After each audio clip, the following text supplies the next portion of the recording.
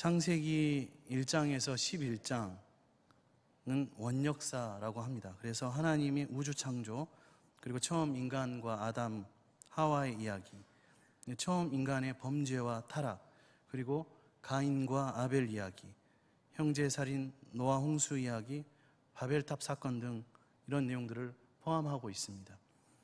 그리고 이 이야기들은 각종 족보와 그리고 민족 목록을 통해서 연속성을 가진 한 이야기로 이루어져 있습니다. 그러다 갑자기 창세기 11장 후반부에 들어서면 원역사는 이야기의 초점을 이스라엘 민족의 조상으로 알려진 아브라함에게 맞추기 시작합니다. 11장 27절에서 32절에 이어지는 이 데라의 가계가 그 점을 잘 보여줍니다. 바로 이 데라의 가계를 통해서 원역사는 아브라함으로부터 시작되는 족장들의 이야기, 곧 족장사로 자연스럽게 이어지는 것입니다. 이 족장사는 창세기 12장에서 50장까지 계속되는 것으로 아브라함과 이삭과 야곱과 요셉 등의 족장들을 차례대로 소개하고 있습니다. 이번 성경 통독을 통해서 우리가 함께 읽고 또 목사님으로부터 강의를 들은 내용들입니다.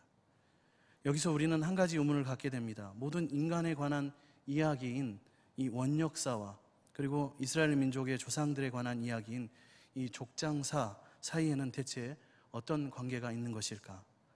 이에 대해 해답은 이 원역사가 어떠한 메시지를 전하고자 하는지 그것을 아는 데에 있습니다.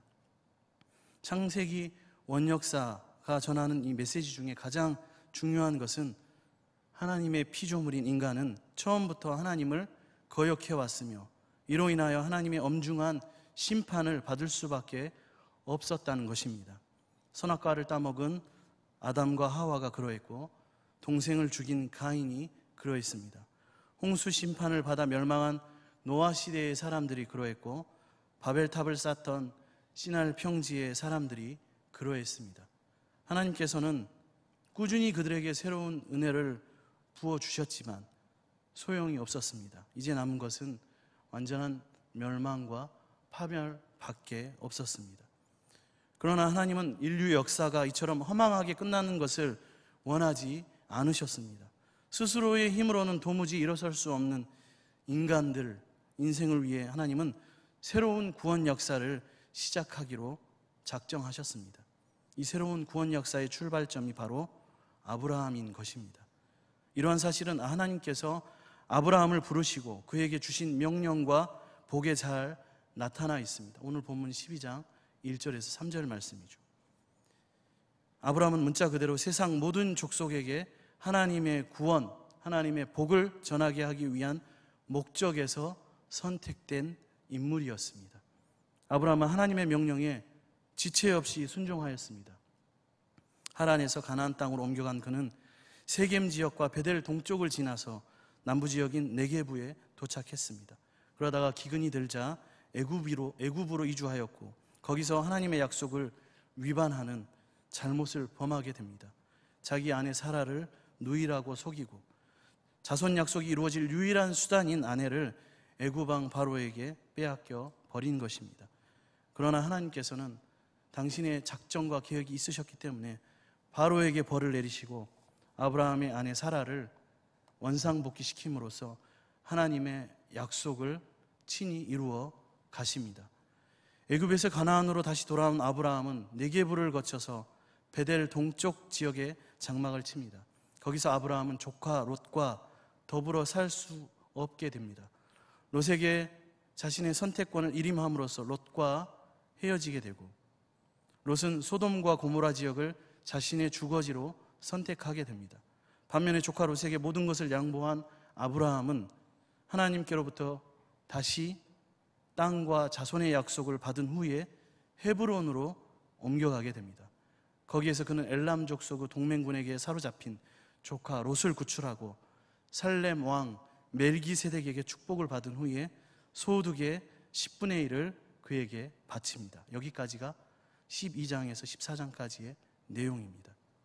이 중에 오늘 본문 하나님께서 아브라함을 부르시고 그 부르심에 믿음으로 순종한 아브라함을 통해서 우리에게, 저와 여러분에게 하시는 하나님의 말씀을 이 시간 듣고자 합니다. 하나님께서 12장 1절에 3절에 보면 하나님께서 아브라함을 부르셨습니다. 아브라함, 이 이름은 아브람이라는 이름에서 창세기 17장 5절에 이르러서야 바뀌게 됩니다. 이 본래 그의 아버지 데라와 함께 갈대아 우르에 거주하다가 하란으로 이사한 사람이 아브라함입니다. 그런데 어느 날 하나님께서 하란에 살고 있던 아브라함을 부르셨습니다. 그리고 그에게 다음과 같은 약속을 주셨습니다. 너는 너의 고향과 친척과 아버지의 집을 떠나 내가 내게 보여줄 땅으로 가라. 내가 너로 큰 민족을 이루고 내게 복을 주어 내 이름을 창대하게 하리니 너는 복이 될지라. 너를 축복하는 자에게는 내가 복을 내리고 너를 저주하는 자에게는 내가 저주하리니 땅의 모든 족속이 너로 말미암아 복을 얻을 것이라 하신지라. 아멘. 그런데 하나님께서 아브라함에게 주신 이 명령과 약속을 자세히 살펴보면 여러 가지 중요한 사실들이 드러납니다. 먼저 고향, 친척, 아버지의 집을 떠나라 라는 곳에 주목해보면 이 고향은 히브리어 원어로 본토라는 뜻입니다. 예레츠 본토, 그가 거주하던 하란 땅을 말하고 있고, 이 친척, 이 몰레데트라는 이 친척은 아브라함의 시족 공동체, 가족 공동체를 말하고 있습니다. 아버지의 집을 떠나라 했는데 이 집은 베델 베트 아브, 가족 집단 전체를 뜻하고 있습니다. 이 요소들은 아브라함에게 궁극적으로 지연과 혈연을 포기하라는 명령과 같습니다. 고대인들에게 있어서 지연과 혈연이 생명줄과 같이 소중한 것임을 생각한다면 하나님의 이러한 명령이 얼마나 지키기 어려운 것인가를 금방 우리는 이해할 수 있습니다. 동생을 죽인 이 가인의 경우에서도 마찬가지입니다. 너는 땅에서 피하며 유리하는 자가 되리라. 그것은 곧 형벌과도 같은 것이기 때문입니다. 그럼에도 불구하고 아브라함은 이 과격한 하나님의 명령에 기꺼이 순종함으로써 지연과 혈연을 버리고, 다시 말해서 호적과 국적도 다 버리고 하나님이 지시하시는 땅, 가나안 땅으로 떠나게 된 것입니다. 사실 그는 이 번성하는 도시 하란에서 풍요와 안정을 누리고 얼마든지 잘 살 수 있었습니다. 그런데도 그는 자신의 부유한 삶을 버리고서 앞길을 예측하기 어려운 하나님의 구원 계획에 자신을 내어 맡긴 것입니다. 히브리서는 이 사실을 다음과 같이 실감나게 표현하고 있습니다. 히브리서 11장 8절에 믿음으로 아브라함은 부르심을 받았을 때에 순종하여 장래의 유업으로 받을 땅에 나아갈새 갈 바를 알지 못하고 나아갔으며. 아멘. 우리는 아브라함의 이러한 순종의 태도를 일컬어서 신학적으로도 탈향의 신앙이라고 부를 수 있습니다. 그것은 우상, 하란 땅의 우상, 1월 성신, 달, 신을 섬기는 죄악과 절망의 옛 세상을 버리고 하나님께서 지정하신 새 세상을 향해 나아가는 급진적인 신앙을 뜻합니다. 또한 그것은 기존의 삶의 질서를 과감하게 포기하고 하나님께서 요구하시는 새로운 삶과 질서, 곧 하나님의 구원사를 향해 나아가는 것을 뜻합니다. 이러한 관점에서 본다면 이후에 나오는 출애굽 사건이나 시내산 언약 역시 동일한 관점과 맥락으로 이해할 수 있습니다. 억압과 속박의 땅에서 벗어나 약속의 땅 가나안으로 가면서 하나님께서 주신 시내산 언약을 지키려는 삶, 이것이야말로 진정한 탈향의 신앙의 전형적인 모습을 보여줍니다. 산상수훈, 마태복음 5장에서 7장 말씀을 비롯한 예수님의 많은 설교들, 특히 자기 부정을 요구하는 말씀, 마태복음 16장 24절에 이에 예수께서 제자들에게 이르시되 누구든지 나를 따라오려거든 자기를 부인하고 자기 십자가를 지고 나를 따를 것이니라. 그렇게 옛사람은 버리고 새사람을 입으라 라는 말씀입니다. 이 말씀은 바울 사도의 권면에서도 나타납니다. 에베소서 4장 22절에 24절 말씀이 너희는 유혹의 욕심을 따라 썩어져가는 구습을 따르는 옛사람을 벗어버리고 오직 너희의 심령이 새롭게 되어 하나님을 따라 의와 진리와 거룩함으로 지으심을 받은 새 사람을 입으라. 마찬가지 말씀입니다. 그러나 여기서 우리가 한 가지 기억해야 할 것은 하나님께서 무조건적으로 희생만을 아브라함에게 요구하신 것이 아니라는 것입니다. 하나님은 그가 자신의 땅을 떠나는 것에 대해서 새로운 땅 가나안을 약속하여 주셨고, 또 그가 떠난 가족 대신에 새로운 혈연 공동체, 곧 이스라엘 민족의 형성을 약속하셨습니다. 하나님은 절대로 우리에게, 저와 여러분에게 맹목적인 희생과 순종만을 요구하시는 분이 아님을 이 말씀과 약속을 통해서 우리는 알 수 있습니다. 다르게 얘기해서 하나님은 안정과 풍요를 누릴 수 있는 땅을 떠난 아브라함을 고아와 같이 버려두지 않으시고 세상적인 혈연과 지연의 보호 영역에서 이제는 하나님의 보호 영역으로 아브라함을 인도해 주신 것입니다. 그러나 이것으로 모든 것이 다 끝난 것이 아닙니다. 하나님께서 아브라함에게 주신 약속 중에 가장 중요한 것은 땅의 모든 족속이 아브라함 혹은 이스라엘 백성을 인하여서 복을, 구원을 얻으리라는 것입니다. 이것이야말로 하나님께서 아브라함을 부르시고 택하신 가장 중요하고 핵심적인 목적입니다. 하나님이 아브라함을 부르신 것은 결코 아브라함이 잘나서가 아닙니다. 아브라함 한 사람만 잘되게 하기 위함은 더욱 아니었습니다. 아브라함을 부르신 목적은 아브라함과 그로 생겨난 이스라엘 백성을 통하여서 하나님으로부터 완전히 멀어져 버린 인간을 구원하시기 위함이었습니다. 그러기에 하나님께서는 그에게 주신 땅의 약속과 자손의 약속은 사실 이처럼 중요한 인류 구원의 목적을 이루기 위한 수단이라고 말할 수 있습니다. 비록 이스라엘이 하나님께서 주신 이 중요한 사명을 제대로 실천하지는 못했지만 이스라엘은 애초부터, 처음부터 땅의 모든 족속에게 하나님의 복과 구원을 전하는 민족으로 선택되었습니다. 아브라함의 부르심이나 이스라엘의 시작은 결국 인간의 멸망과 파멸 상태에 빠져 있는 것을 더 이상 원치 않으시는 하나님의 은혜와 하나님의 사랑을 증명하는 것이나 다름이 없는 것입니다. 여기서 우리는 아브라함의 소명에 관한 말씀이 세상 만민을 구원하려는 하나님의 구원 역사의 출발점임을 분명히 알 수 있습니다. 인간을 지으신 하나님의 이 원대한 목적, 하나님의 인간을 지으신 이 목적은 무엇입니까? 하나님은 그분의 은혜를 만끽하고 누리도록 인간을 지으셨습니다. 주님이 빚어낸 다른 피조물들과는 달리 인간은 바로 그분의 형상대로, 하나님의 형상대로 창조되었습니다.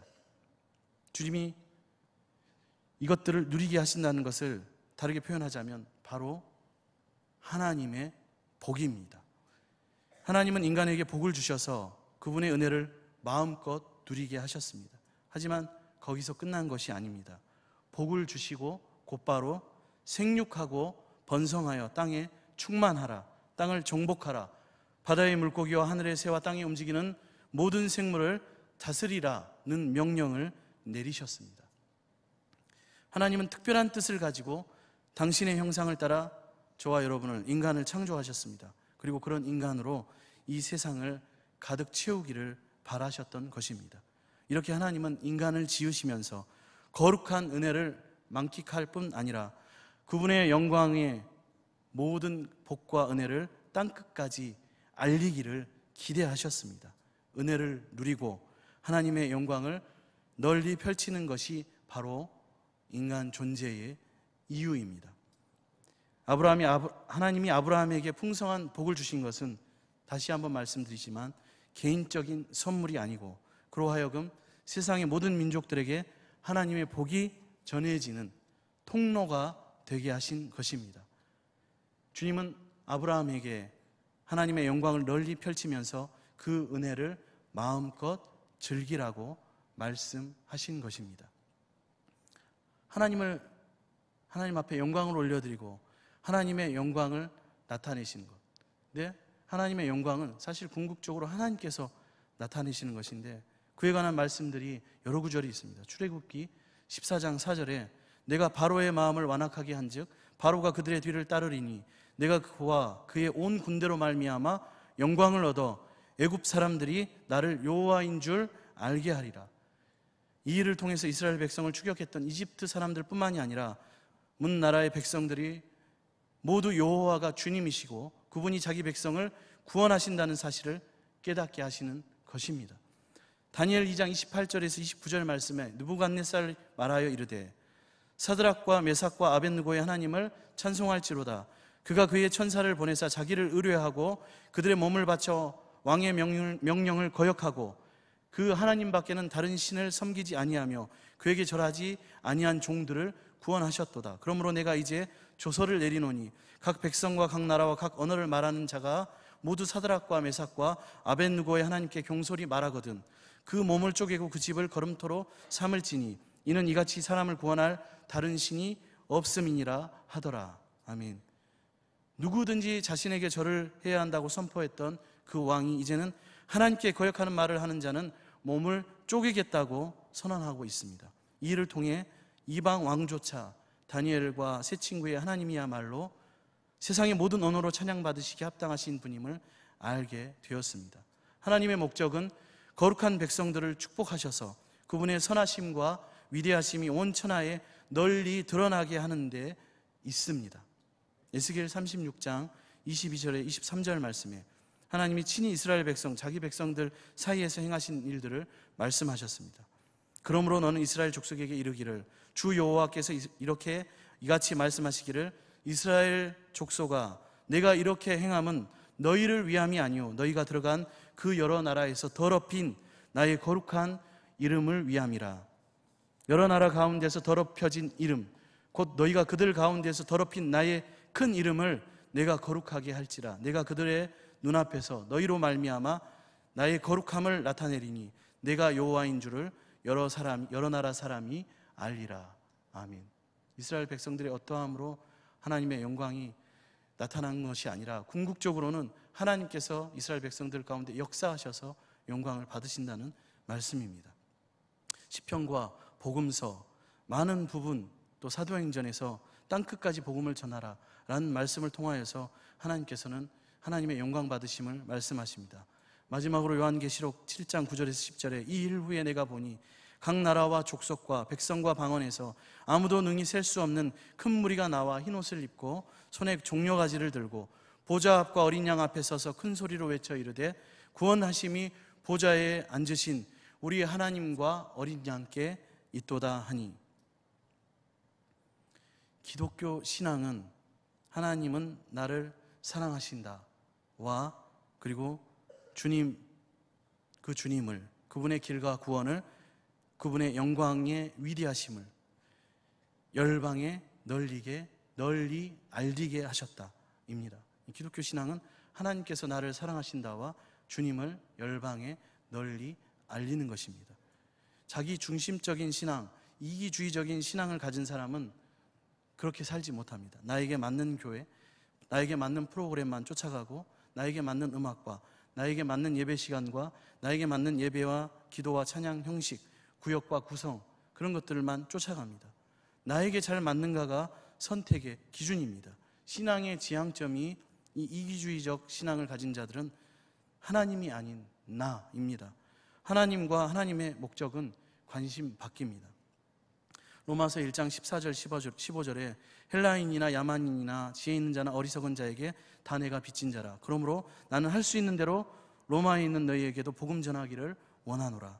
바울은 자신을 빚진 자로 말하고 있습니다. 유대인과 이방인 모두에게 빚을 졌다고 고백합니다. 바울 사도는 지구상에 존재하는 하나님의 잃어버린 양 전부에게 갚아야 할 빚, 채무가 있다고 고백합니다. 자신이 하나님의 은혜로 구원받았고 사도로 보내심을 받았기 때문에 그리스도의 소유가 되었기 때문에 예수 그리스도를 전해야 할 책임이 있다는 것입니다. 하나님께서 나를 사랑하셨고 내가 중심이 아니라 하나님이 원하시는 것, 하나님의 영광을 열방에, 하나님의 구원을 열방에 알리는 것, 이것이 바로 기독교 신앙이라는 것입니다. 우리는 어떻습니까? 다른 것은 다 내려놓고라도 전도와 선교에 대해서만 얘기하자면, 오늘 예배를 드리는 우리 모두는 하나님의 은혜와 구원을 받았습니다. 그렇다면 전도와 선교를 감당해야 할 책임이 있습니다. 선교사만 하는 것이 아닙니다. 물질로 후원하는 것도 중요하지만 그것으로만 그쳐야 될 것도 아닙니다. 사도행전 1장 8절에 오직 성령이 너희에게 임하시면 너희가 권능을 받고 예루살렘과 온 유대와 사마리아와 땅끝까지 이르러 내 증인이 되리라 하시니라 말씀하셨습니다. 어쨌든 그 땅을 밟고 단기 선교든 비전 트립이든 장기 선교든 내가 목사든 장로든 집사든 성도이든지 하나님의 영광을, 예수 그리스도의 복음을 전해야 합니다. 선교는 여행이 아닙니다. 어떤 분들은 여행이라고 말씀하시는데 해보지도 않고 여행이라고 말씀하시는 것은 내가 어떻게 구원받았는지에 대해서 다시 한번 고민하고 생각해 보아야 합니다. 당연한 의무입니다. 인간적인 생각과 합리화를 내려놓고 말씀대로 순종해야 합니다. 거기에 하나님의 뜻이 있기 때문입니다. 이 사명도 감당하는 것이 아니라 이 사명을 감당하는 군산 동북교회가 되기를 원합니다. 마지막으로 아브라함은 하나님의 부르심에 순종했습니다. 하란 땅을 떠나라는 하나님의 명령에 그대로 순종하였습니다. 그리해서 자기 아내 사라와 조카 롯과 하란에서 얻은 모든 재산과 거기에서 얻은 사람들을 거느리고 약속의 땅 가나안을 향해서 떠났습니다. 아브라함 이처럼 고향을 등지고 약속의 땅 가나안으로 향했을 때가 75세였습니다. 사람은 누구나 다 75세 정도 나이에 도달하면 주어진 현실에 안주하고 싶어합니다. 이 나이에 누가 자신의 앞날을 예측할 수 없는 미지의 세계로 모험을 떠나고자 하겠습니까? 그러나 아브라함은 자신의 미래가 어떻게 될는지 도무지 알 수 없는 상황 가운데서도 하나님을 굳게 믿고서 하란 땅을 떠난 것입니다. 이제 자신의 계획을 내려놓고 하나님의 계획과 뜻, 하나님의 땅을 바라보면서 나아가는 것입니다. 우리도 하나님 말씀에 순종해야 합니다. 나의 계획 그리고 나의 뜻, 이것들을 내려놓아야 합니다. 말씀에 순종하지 못하게 하는 나의 죄의 습관들, 여러 가지 핑계로 예배에 나아가지 않고 기도하지 않고 말씀을 멀리하고 게으르고 음란한 모든 것들을 버려야 합니다. 비성경적인 이 세상의 성공지향적인 가치관과 문화, 쾌락주의와 교만한 자기 생각, 그리고 이 정도면 됐다라고 자신을 합리화하는 적당주의의 신앙, 하나님으로부터 기뻐하거나 슬퍼하지 않고 자신의 안일과 더 많이 가지려는 세상살이의 목적으로 기뻐하고 슬퍼하는 모든 모습을 떠나야 합니다. 내가 순종하는 이유는 하나님을 신뢰하기 때문입니다. 내가 순종하지 못하는 이유는 하나님을 신뢰하지 못하기 때문입니다. 지금 당장 예수님의 뜻, 말씀을 다 이해하지 못해도 우리는 말씀을 따라, 말씀 대신 예수님을 따라 나서야 합니다. 그물을 버려두고 예수님을 따른 제자들처럼 갈 바를 모르고 아직은 예수님의 뜻을 모르지만 그렇게 예수님을 따라서 떠나야 합니다. 여러분은 예수님을 어떻게 생각하십니까? 참으로 모든 것을 내버리고 쫓을 만큼 가치가 있는 분이 여러분에게 예수님이십니까? 지금도 가진 것이라고는 예수님밖에 없는 사람들, 목숨을 걸고 신앙생활하는 많은 성도들이 온 세계 열방에 형제와 자매들이 있습니다. 떠난다는 것, 예수님을 따른다는 것, 나의 꿈과 비전을 내려놓고 예수님의 뜻과 계획, 비전으로 내 인생의 새 판을 다시 짜는 것입니다. 오늘 말씀을 통하여서 2019년 한 해 예수님으로 새 판을 짜는 저와 여러분이 되시기를 축복합니다. 기도하겠습니다. 우리를 구원하신 하나님 아버지, 그리고 우리를 통하여 영광 받으시기 원하시는 주님, 우리를 향한 하나님의 계획과 목적을 말씀을 통하여 들었습니다. 이제 우리의 모습은 십자가에 못 박고 예수님과 함께 살아나기 원합니다. 나를 위하여 십자가에 죽으시고 오늘 다시 살아나신 예수님의 고난과 부활의 이유를 들었으니 그 이유에 합당한 하나님의 백성으로 그리스도의 제자로 살기 원합니다. 복음 전한 자로 살기 원합니다. 이 사명을 감당하는 하나님의 복된 성도, 자녀 되게 하여 주시옵소서. 감사드리며 예수님의 이름으로 기도드립니다. 아멘.